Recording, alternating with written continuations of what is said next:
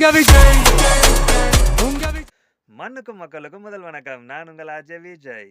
நேயர்களே லைஃப்ல நெறைய டைம் பார்த்தீங்கன்னா, நமக்கு ரைட்ஸ் இருக்கிற சில விஷயங்கள, நம்மளுக்கு உரிமை இருக்கிற சில விஷயங்கள, நாம மத்தவங்க கிட்ட பெர்மிஷன் கேட்டோ, அவங்களுக்கு நெறைய விளக்கம் சொல்லியோ, நம்ப வச்சோ தான் நம்ப செஞ்சுக்க வேண்டியதா இருக்குது. எந்தெந்த விஷயங்களுக்கு நம்மளுக்கு ரைட்ஸ் இருக்கு, மத்தவங்கள கேட்க வேண்டிய அவசியமே இல்ல. அது என்னன்னு பார்க்கலாங்களா?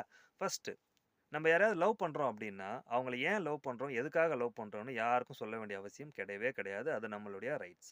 அதே மாதிரி ஒரு விஷயத்த சூஸ் பண்றதுக்கு நம்மளுடைய சாய்ஸ் தான் எல்லாமே. இந்த பொருள் தான் எனக்கு புடிச்சிருக்குது. இதுதான் நான் எடுக்க போறேன் அப்படின்னா, தாராளமா நம்ம எடுத்துட்டு போயிட்டே இருக்கலாம். அதுல யாரும் கருத்து சொல்றதோ, அது வேணான்னு சொல்றதுக்கோ எந்த ரைட்ஸும் கிடையவே கிடையாது. அதே மாதிரி நம்ம ஒரு வேலை செஞ்சுட்டு இருக்கோம் அப்படின்னா, அந்த வேலையிலிருந்து வேற வேலைக்கு நம்ம மாறணுன்றது நம்மளுடைய தனிப்பட்ட உரிமை, நம்மளுடைய டிசிஷன் தான். யாருக்கும் அதுக்காக பெர்மிஷன் கேட்டோ, அதுக்கு விளக்கம் சொல்லியோ, எந்த டைமையும் வேஸ்ட் பண்ணணும்னு அவசியமே கிடையாது. அது நம்மளுடைய ரைட்ஸ்.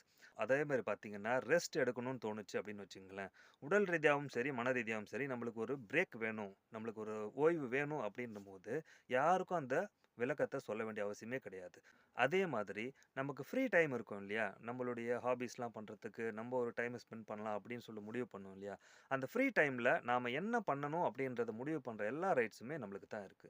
சில டைம் பார்த்தீங்க அப்படின்னா, நமக்குன்னு ஒரு ஃப்ரீ டைம் இருக்கும். அந்த ஃப்ரீ டைம நம்ம சுத்தி இருக்கவங்க தான் அதிகமா பிளான் பண்ணுவாங்க. "ஏய்! நீ வந்து நல்ல ஃப்ரீ டைம் தானே உனக்கு. நீ அந்த டைம் ஃப்ரீயா தானே இருப்ப. அப்ப நம்ம இத பண்ணலாம், அத பண்ணலாம்னு" சொல்லிட்டு நம்மள போட்டு டம்ப் பண்ணுவாங்க. ஆக்சுவலா அதுக்கு அவங்களுக்கு எந்த ரைட்ஸுமே கிடையாது. அதே மாதிரி பார்த்தீங்கன்னா, ரொம்ப முக்கியமானது, ஒரு பிரேக்கப் நடக்குதுன்னு வச்சுக்கங்களேன். இல்லன்னா ரொம்ப டாக்ஸிக்கான ஒரு பெர்சன் கிட்ட இருந்து நம்ம வெளிய வரணும் அப்படின்னு முடிவு பண்ணிட்டோம் அப்படின்னா, காதலுக்கு எப்படியோ அதே மாதிரி பிரேக்கப்புக்கும் எந்த காரணமும் சொல்லணும்ன்ற அவசியம் கிடையவே கிடையாது. இது ரொம்ப முக்கியமானது. ஏன் அப்படின்னா, காதலிக்கிறப்போ அதுக்கு காரணம் அது இதுன்னு கேட்கறாங்கன்னா கூட ஓரளவுக்கு ஒத்துக்கலாம். ஆனா பிரேக்கப் பண்றாங்க அப்படின்னா, கண்டிப்பா அதுக்கு ஒரே ஒரு ரீசன் தான் இருக்கும். என்ன அப்படின்னா, ஒரு வலியினால தான். ஒரு பெயின் இருக்கிறதுனால தான், பிடிக்காததுனால தான், அவங்க கூட இனிமேல் மூவ் ஆன் பண்ண முடியாது அப்படின்ற காரணத்தினால தான் பிரேக்கப்ன்ற முடிவுக்கே வரும். ஸோ அவங்க கேட்கறாங்கன்றதுக்காக, அவங்க கிட்ட வந்து இந்த காரணத்துக்காக நான் உன்ன பிரேக்கப் பண்ணிக்கிறேன் அப்படின்னு நம்ப சொல்லவே தேவையில்ல. எந்த அவசியமும் கிடையவே கிடையாது. காரணம் சொன்னாலும் சரி, அதுக்காக அவங்க ஏதாவது மாத்திக்க போறாங்களா? இல்ல நம்மள மாத்திக்க போறோமா? கண்டிப்பா கிடையாது.